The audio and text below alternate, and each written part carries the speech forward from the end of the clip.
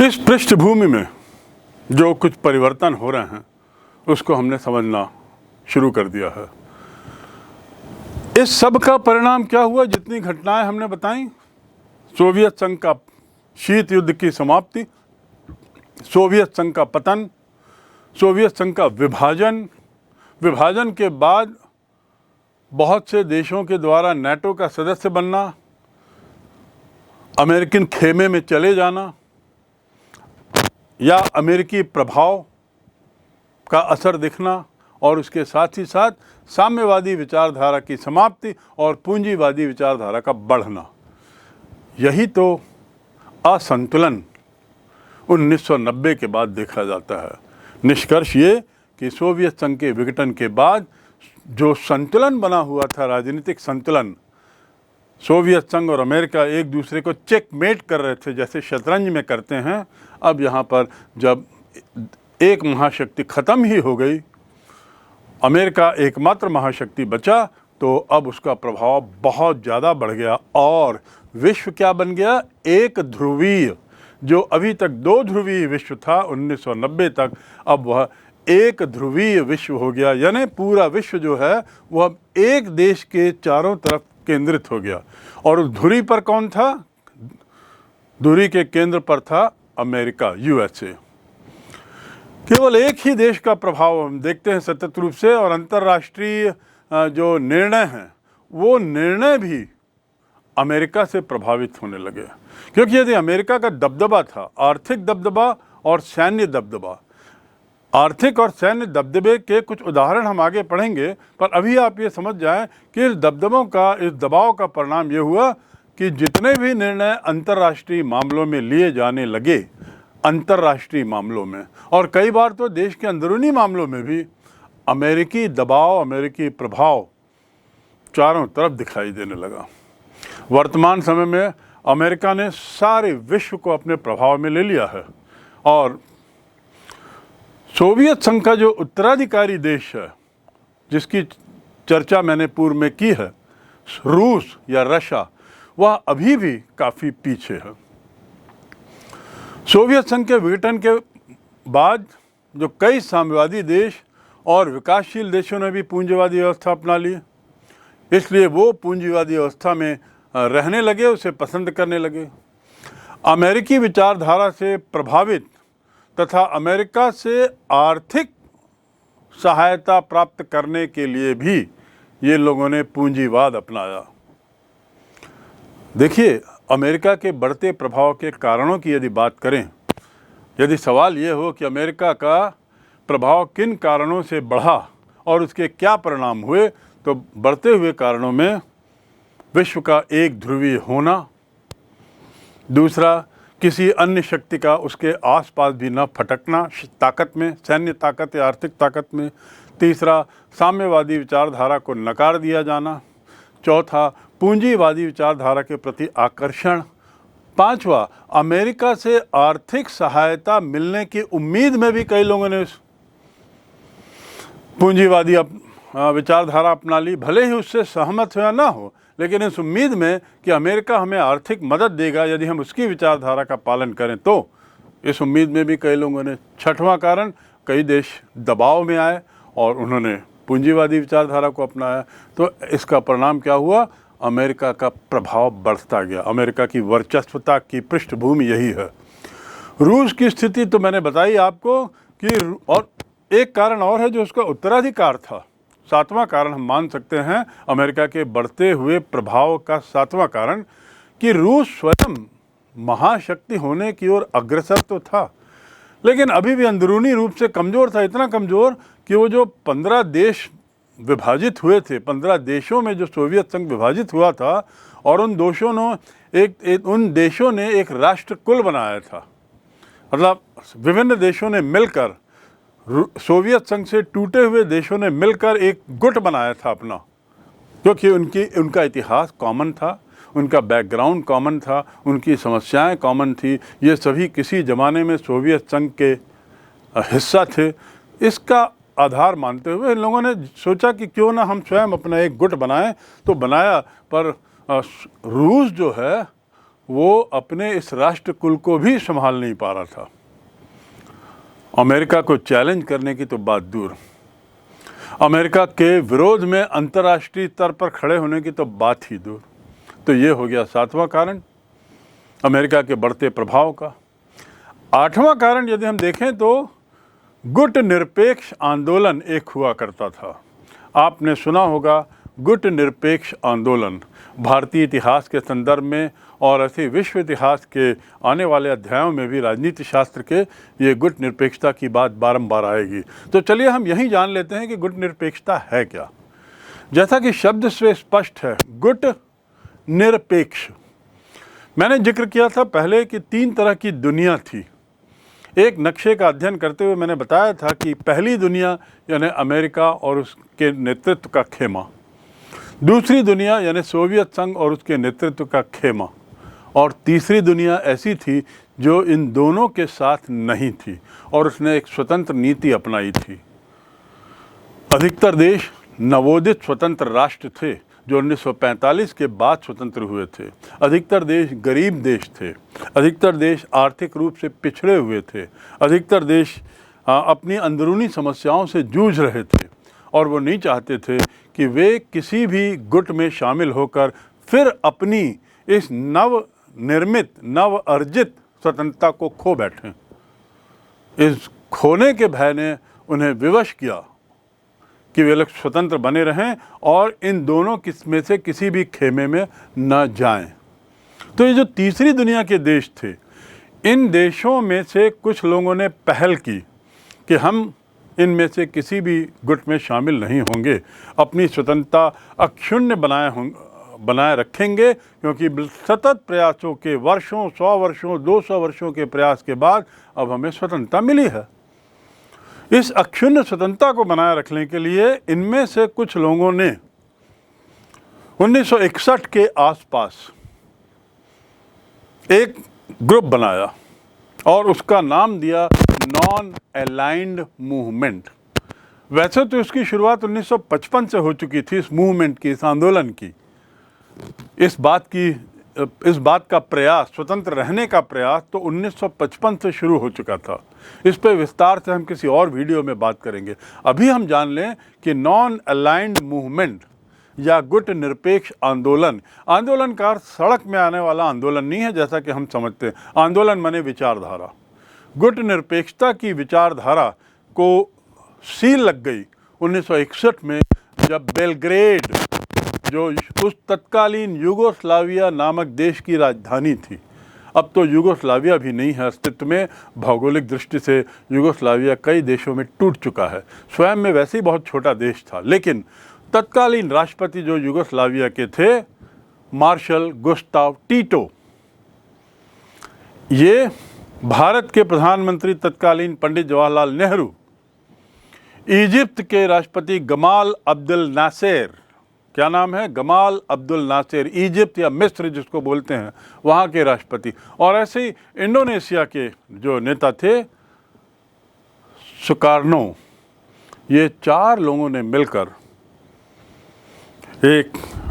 एक मूवमेंट, एक नए गुट के निर्माण की योजना बनाई, जिसका लक्ष्य था इन दोनों से स्वतंत्र रहना। और क्यों रहना, क्या रहना, ये आगे हम बात करेंगे। अभी ये जाने कि इन्होंने स्वतंत्र रहने की नीति बनाई और बेलग्रेड में पहला सम्मेलन हुआ जिसमें इस विचारधारा से सहमत 25 देशों ने भाग लिया।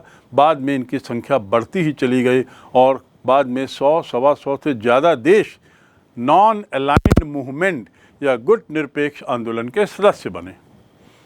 ये थी तीसरी दुनिया।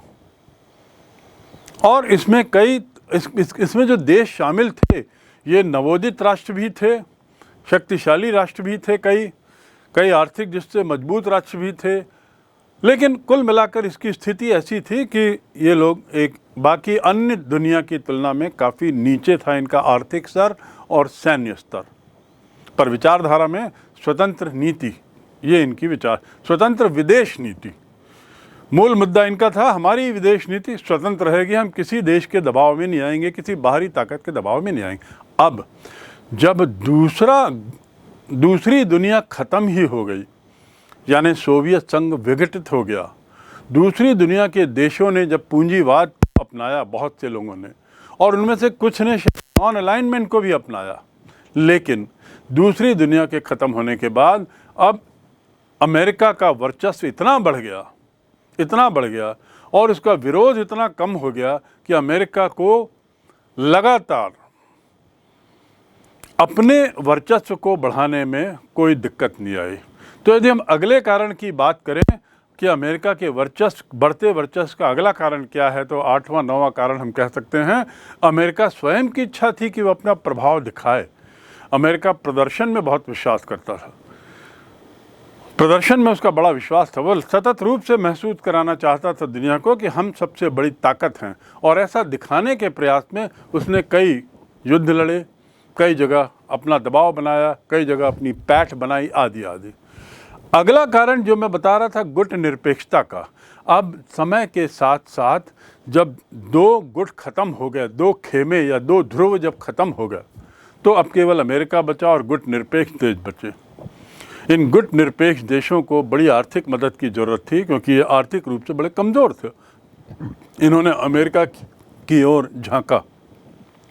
अमेरिका ने कई शर्तों के साथ इन्हें अपने गुट में मिलाया। दूसरे शब्दों में, गुट निरपेक्ष आंदोलन के बहुत से देश गुट निरपेक्षता की विचारधारा को त्याग कर आर्थिक विवशता के कारण या इच्छा के कारण या किसी अन्य इच्छा के कारण उन्होंने भी इस खेमे में जाने का निर्णय लिया। किस खेमे में? अमेरिका के नेतृत्व वाले खेमे में। और गुट निरपेक्षता का जो लक्ष्य था, वह लक्ष्य अब कोई मायने नहीं रखता था। इस कारण गुट निरपेक्षता एक तरीके से कमज़ोर पड़ गई, यह आंदोलन कमज़ोर पड़ गया, और इस आंदोलन के कमज़ोर पड़ने के कारण अमेरिका को अपने प्रभाव को बढ़ाने में और मदद मिली। तो अगला कारण जिसका मैं जिक्र कर रहा हूँ गुट निरपेक्षता के परिप्रेक्ष्य में, वह यह है कि गुट निरपेक्ष आंदोलन का कमज़ोर पड़ना अमेरिका को मौका देता है अपनी वर्चस्वता को बढ़ाने का। तो इसलिए एक ध्रुवी बनने में इसने भी मदद की, और इस एक ध्रुवीय विश्व का नेता क्या था? अमेरिका। एक ध्रुव का अर्थ ही यहाँ पे अमेरिका हो गया। सच्चाई तो ये है कि वर्तमान समय में ऐसा कोई भी देश नहीं है जो अमेरिका के प्रभाव से स्वतंत्र हो, कोई भी देश नहीं। इस बात को आपको ख्याल रखना, और यही कहलाती वर्चस्वता। वर्चस्व, सुप्रीम, सार्वभौमिक, सबसे ऊपर, और सबसे ऊपर इतना ज़्यादा ऊपर कि दूसरे लोग बहुत पीछे हैं। हम कह सकते हैं कि अमेरिकी वर्चस्वता के स्थापित होने के निम्न कारण थे। पहला तो शीत युद्ध की समाप्ति, जिसका मैंने विस्तार से वर्णन किया है और आपको बताया है कि 1990 में विघटन हुआ सोवियत संघ का। उसके बाद रूस जो उसका उत्तराधिकारी बना, वो स्वयं ऐसी स्थिति में नहीं था कि अमेरिका के सामने वो उसका विरोध करता हुआ खड़ा हो सके। अमेरिका की ताकत तो इतनी ज़्यादा थी कि भारत और चीन भी यदि साथ में मिल जाते तो भी अमेरिका का कुछ नहीं कर सकते थे, अमेरिका का कुछ बिगाड़ नहीं सकते थे। इन सब कारणों से 1991 में अमेरिका महाशक्ति के रूप में एक तरीके से सामने आया, और इसीलिए विश्व एक ध्रुवीय बन गया। उसको कोई दिक्कत नहीं हुई क्योंकि उसे कोई चुनौती नहीं थी। तो पहला कारण तो हो गया शीत युद्ध की समाप्ति। किसका पहला कारण? अमेरिकी वर्चस्व के स्थापित होने का पहला कारण। दूसरा कारण रूस की कमज़ोर स्थिति, जिसका जिक्र बार बार हो चुका है। सोवियत संघ के पतन के बाद सोवियत संघ के उत्तराधिकारी के रूप में रूस तो आया, भौगोलिक दृष्टि से भी वो एक बहुत बड़ा देश था, लेकिन उसकी खुद की स्थिति बड़ी कमज़ोर थी, क्योंकि उन्होंने काफ़ी पैसा सैन्य साजो सामान पर खर्च किया था। वो तो अपने स्वयं राष्ट्रकुल के देशों को नहीं संभाल पा रहा था। तो ऐसी स्थिति में अमेरिका के मुकाबला करने की बात दूर, और रूस की अर्थव्यवस्था भी कमज़ोर थी। तीसरा कारण अमेरिकी वर्चस्व के स्थापित होने का, ये कारण एक महत्वपूर्ण है। मैंने पूर्व में आपको 10 कारण बताए हैं, यहाँ पर फिर उनको दोहरा रहे हैं, लेकिन ये कारण एक और है जिसे आप 11वां मान सकते हैं। वो है पूर्वी यूरोपीय क्षेत्र में परिवर्तन। आप नक्शा देखिए पुनः, वही नक्शा जो पूर्व में दिखाया है आपको। इसमें देखिए पूर्वी यूरोप और पश्चिमी यूरोप क्या है। मैंने आपको बताया था कि पश्चिमी यूरोप में कौन कौन से देश आते हैं, जर्मनी, फ्रांस, पुर्तगाल, स्पेन आदि आदि, ये सब देश पश्चिमी यूरोप में, और ये अमेरिका के खेमे में थे। इन पश्चिमी देशों की सीमाओं से लगे हुए कुछ अन्य देश हैं, और उन देशों में हम देखते हैं तो Czechoslovakia, Bulgaria, Romania, Hungary, Poland, ये सब आते हैं। और इन देश की सीमाओं से लगा हुआ सोवियत संघ है। यानी पूर्वी यूरोप, पश्चिमी यूरोप के पूर्व का हिस्सा और सोवियत संघ के पश्चिम के हिस्से में जो देश हैं वो पूर्वी यूरोप कहलाते हैं। ये जो पूर्वी यूरोप देश थे, ये लोग किस खेमे में थे? सोवियत संघ के प्रभाव और दबदबे के कारण ये लोग उस खेमे में चले गए थे, सोवियत संघ के। अब जब सोवियत संघ ही विघटित हो गया तो ये लोग कहाँ चले गए? अमेरिकी खेमे में जाने लगे। और इसीलिए आप देखते हैं कि 1995 के बाद, विघटन के 4-5 साल बाद, पूर्वी यूरोप के बहुत से देश नाटो के सदस्य बनते हैं। मैंने आपको पूर्व में जिक्र किया है नक्शे के माध्यम से कि कैसे इस काल में, इस दशक में 1995 से 2005 के बीच कैसे बहुत सारे देश जो सोवियत खेमे के थे वो यूएसए खेमे में चले जाते हैं और वहाँ की नाटो की सदस्यता ग्रहण करते हैं। तो ये भी एक कारण था। सोवियत संघ के विघटन के बाद ये 12वां कारण हम ले सकते हैं, शॉक थेरेपी। अब शॉक थेरेपी क्या है? Shock therapy, THRAPY, shock SHOC के। शॉक मतलब क्या होता है? करंट, शॉक देना, झटका। शॉक मतलब झटका, करंट, बिजली का शॉक लगता है, करंट से झटका लगता है। शॉक लगना, व्यक्ति को शॉक लग गया और हार्ट अटैक हो गया। किसी घटना को सुनने से जो उसके गले नहीं उतरती, उसको इतना बुरा झटका लगता है कि कई लोग की मृत्यु हो जाती। कोई दुखद खबर पाने पर शॉक लगता है, ये वही शॉक है। और थेरेपी का अर्थ क्या होता है? इलाज। थेरेपी माने इलाज, फिजियोथेरेपी, कीमोथेरेपी। तो थेरेपी माने इलाज, शॉक के साथ इलाज। अमेरिका ने एक शॉक थेरेपी लागू की थी, आगे हम इसके बारे में पढ़ेंगे। पर आप ऐसा जानिए कि अपने वर्चस्व को बढ़ाने के लिए और दूसरे देशों को अपने तरफ बुलाने के लिए, आकर्षित करने के लिए, दबाव बनाने के लिए अमेरिका ने कुछ ऐसा इलाज किया इन देशों की तकलीफ़ों का, इन देशों की आर्थिक स्थिति को सुधारने का इलाज है शॉक थेरेपी। शॉक थेरेपी क्या है? ऐसे कमज़ोर गरीब देशों को सुधारने का प्रयास। पर इसके पीछे लक्ष्य क्या है अमेरिका का? आर्थिक दृष्टि से सुधारने का प्रस्ताव देता है अमेरिका, और उसकी एवज में वो क्या चाहता है कि आप हमारे खेमे में आ जाओ, आप हमारे गुट में आ जाओ, आप हमारी वर्चस्वता को मान लो, आप हमारे प्रभाव के अंतर्गत काम करो, हम आपकी विदेश नीति कुछ हद तक हमारे अनुसार चलेगी, आदि आदि। तो ये देश तो विवश थे अमेरिका की ओर मुखातिर होने के लिए। अमेरिका ने इसका पूरा फ़ायदा उठाया और आर्थिक मदद दी, जिसकी एवज में ये देश यहाँ पे आए। नाटो, तो ये बात हुई कि अमेरिकी खेमे में इस शॉक थेरेपी के कारण भी बहुत से लोगों को जाना पड़ा। तो अगला कारण, अमेरिका की वर्चस्वता स्थापित होने का अगला कारण है शॉक थेरेपी। अब हम और अगले कारण पे आते हैं, नाटो की शक्ति का बढ़ना। नाटो, NATO, इसकी शक्ति कैसे बढ़ी? जैसा मैंने आपको बताया, सोवियत संघ की शक्ति कम हुई, समाप्त ही हो गया, तो स्वाभाविक रूप से ये बहुत शक्तिमान हो गया। ऐसे तो शक्ति बढ़ी। दूसरा शक्ति बढ़ने का तरीका था, इनमें से बहुत से देश जो सोवियत खेमे के थे वो अमेरिका की तरफ आ गए। तो नाटो की जो सदस्य संख्या थी वह बढ़ते बढ़ते 28-30 तक पहुंच गई। जो पूर्व में जो 12-13 देश थे, अब उससे बढ़ के पूर्व की संख्या और वर्तमान संख्या को आप देखेंगे तो दोनों में बहुत अंतर है। तो ये बाद में अचानक इतने देश कहाँ से आए जो नाटो के सदस्य बने? ये वही सोवियत खेमे के देश थे या कुछ ऐसे देश थे जो पूर्व में गुट निरपेक्ष आंदोलन के प्रभाव में थे, वो भी वहाँ चले गए। तो अगला कारण अमेरिकी वर्चस्व के स्थापित होने का है नाटो की शक्ति बढ़ना।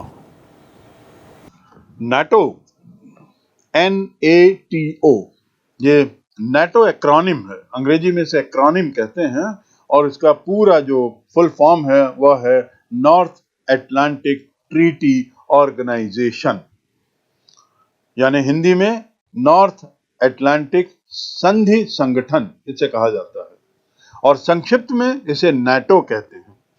अमेरिका के नेतृत्व में पश्चिमी देशों का ये एक बहुत प्रमुख सैन्य संगठन है, जिसकी स्थापना 4 अप्रैल 1949 को हुई, यानी भारत के स्वतंत्र होने के लगभग 2 वर्ष बाद, 4 अप्रैल 1949। और कहाँ हुई? स्वाभाविक है, किसी अमेरिकी क्षेत्र में, और वह क्षेत्र था वॉशिंगटन। यहाँ पर विभिन्न देशों के साथ एक संधि की गई। वे देश जो नाटो से संबंध रखना चाहते थे, वे देश जो नाटो से जुड़ना चाहते थे, नाटो संधि का हिस्सा बनना चाहते थे, ऐसे 12 संस्थापक देशों से की बैठक के बाद एक संधि हुई। ये 12 संस्थापक देश हैं अमेरिका, ब्रिटेन, नक्शे में देखते जाइए इसका क्षेत्र कैसे बढ़ता जा रहा है। America, Britain, France, Belgium, Canada, Denmark, Iceland, Italy, Luxembourg, Netherland जिसे हॉलैंड भी कहते हैं, नीदरलैंड, हॉलैंड, पुर्तगाल और नॉर्वे, ये संस्थापक देश हैं। बाद में इसके सदस्यों की संख्या और बढ़ी और अब तो 28 देश इसके सदस्य हैं, 28। इसका जो मुख्यालय है वह मुख्यालय है बेल्जियम देश की राजधानी ब्रसेल्स में। तो नक्शे को देखकर अब आप समझ सकते हैं कि कैसे इसका क्षेत्र बढ़ता गया, इसका प्रभाव क्षेत्र अमेरिका का, हम कह सकते हैं नाटो के माध्यम से उसका प्रभाव क्षेत्र बढ़ता गया। बाद में जो देश आए वे यूनान, तुर्की, पश्चिमी जर्मनी, स्पेन, चेक गणराज्य, Hungary, Poland, Bulgaria, Estonia, Latvia, Lithuania, Romania, Slovakia, Lithuania और अल्बानिया। अल्बानिया 2009 में आया, जबकि नाटो की स्थापना हुई थी 1949 में। आप देखेंगे बहुत सारे देश इसमें काफी आखिरी में एक साथ जुड़े हैं। लगभग 2000 या 1999 से 2009 के बीच बहुत सारे देश जुड़े। तो जरूर कुछ बात होगी कि ये देश एक साथ नाटो के सदस्य क्यों बन रहे हैं। इसके रहस्य को हम आगे जानने की कोशिश करेंगे। नाटो जो है वो अमेरिका तथा पश्चिमी देशों के सैनिक प्रभुत्व का मुख्य साधन है। अमेरिका के सैनिक प्रभुत्व का मुख्य साधन। आप नक्शे में देखिए पुनः, पूरा का पूरा पश्चिमी यूरोप एक तरीके से अमेरिका के प्रभुत्व क्षेत्र में आ गया है। यानी महासागर के दोनों तरफ, एक और अमेरिका और दूसरी तरफ पूरा पश्चिमी यूरोप, ये अमेरिकी प्रभुत्व का, सैनिक प्रभुत्व का क्षेत्र हो गया। इसकी संधि में ये शर्त है, पहला, कि इसके किसी एक सदस्य के विरुद्ध किया गया कोई भी आक्रमण सभी सदस्य देशों के विरुद्ध आक्रमण माना जाएगा। बहुत महत्वपूर्ण बिंदु है। ये जो ऊपर जो मैंने नाम पढ़े, इनमें से किसी भी एक देश पर किसी अन्य देश ने यदि आक्रमण किया तो ये सारे 28 देश इसे अपने पर आक्रमण मानते हुए प्रतिक्रिया करेंगे, यानी कार्रवाई करेंगे। तो दूसरा संधि का हिस्सा है कि ऐसी स्थिति में सभी सदस्य मिलकर कार्रवाई करेंगे। वर्तमान में 2001 से अफगानिस्तान में नाटो की सेनाएं तैनात थीं, 2001 से, और अभी गत 2 माह पूर्व ही नाटो की सेनाएं यहां से पूरी तरह हटा ली गई हैं। आप देखिए 2001 से 2021 यानी लगभग 20 वर्षों तक नाटो की सेनाएं वहां थी। नाटो की सेनाओं से अर्थ है कि जो सदस्य देश हैं इनके सैनिकों को मिलाकर एक फौज तैयार की गई। विभिन्न देशों के, इन 28 देशों के सैनिकों को मिलाकर एक फौज तैयार की गई और उसे अफगानिस्तान में रखा गया।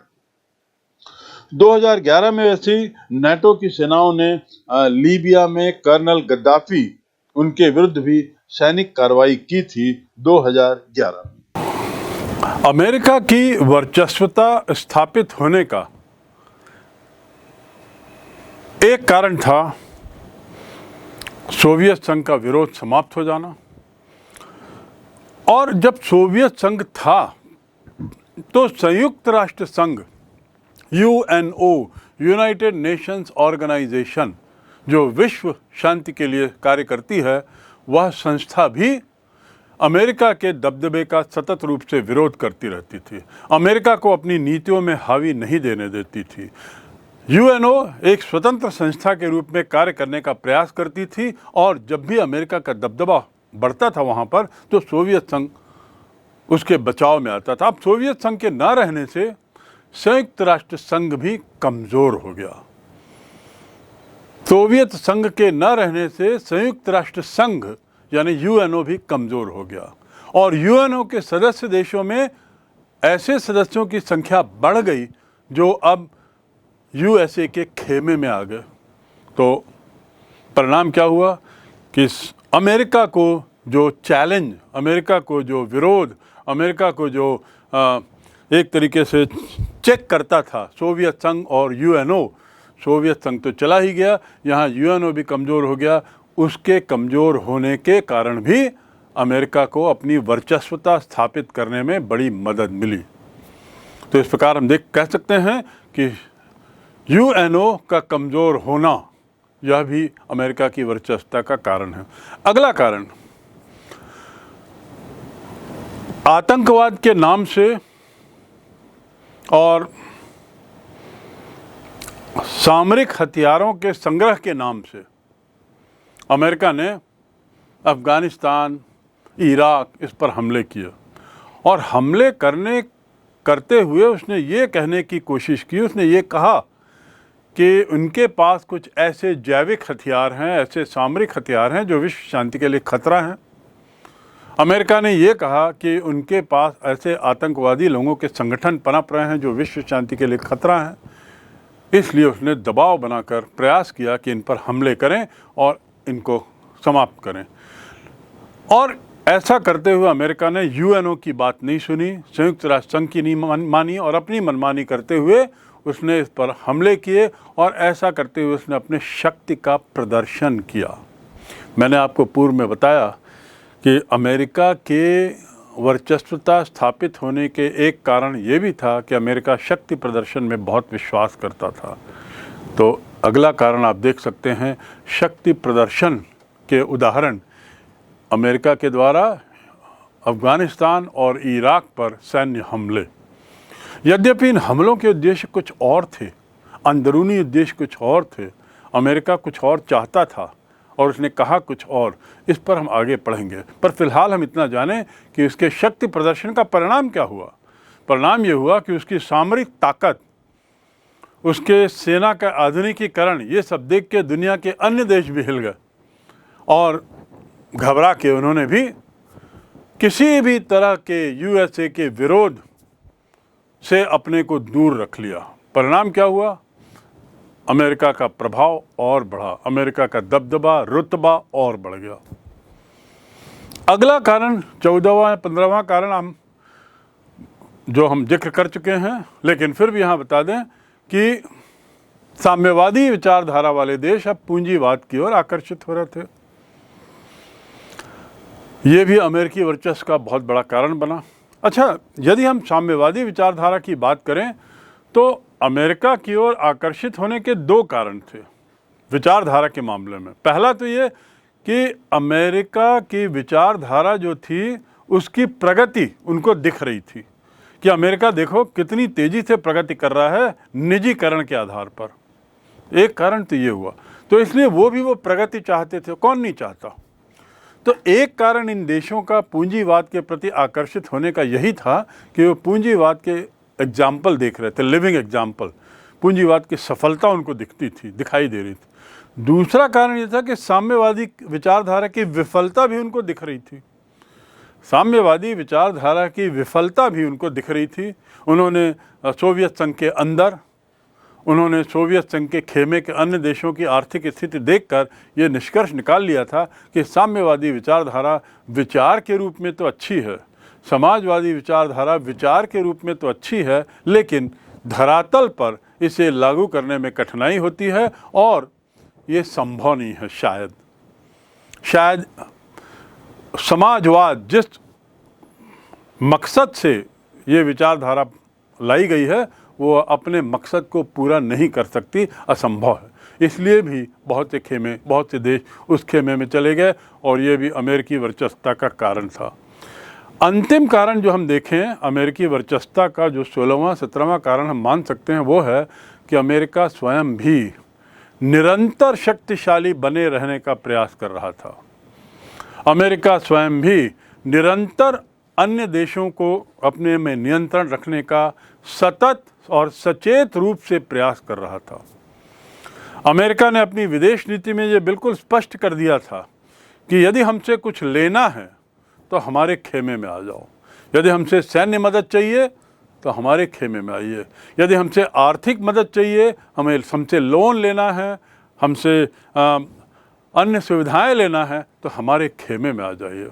तो चाहे वो सैनिक सहायता हो या आर्थिक सहायता हो या तकनीकी वैज्ञानिकी सहायता हो, सहायता के जरिए भी अमेरिका ने निरंतर शक्तिशाली बने रहने का प्रयास किया और ये निरंतर शक्तिशाली बने रहने का प्रयास भी अमेरिका को उसकी वर्चस्वता को बनाने में और बढ़ाने में उसने बहुत मदद की। तो अब हमने जाना कि जो हमारा प्रश्न जिसका अभी हमने उत्तर निकाला है वह प्रश्न बनता है, अमेरिका की वर्चस्वता से क्या तात्पर्य है, वर्चस्वता को बनाए रखने में अमेरिका कैसे सफल हुआ और अमेरिका की वर्चस्वता के कारण लिखें। एक प्रश्न और बन सकता है कि सोवियत संघ का विघटन कैसे हुआ, क्यों हुआ और उसके क्या परिणाम अंतर्राष्ट्रीय राजनीति में रहे। तो इस प्रकार इन 3-4 प्रश्नों का उत्तर अभी तक हम समझ चुके हैं।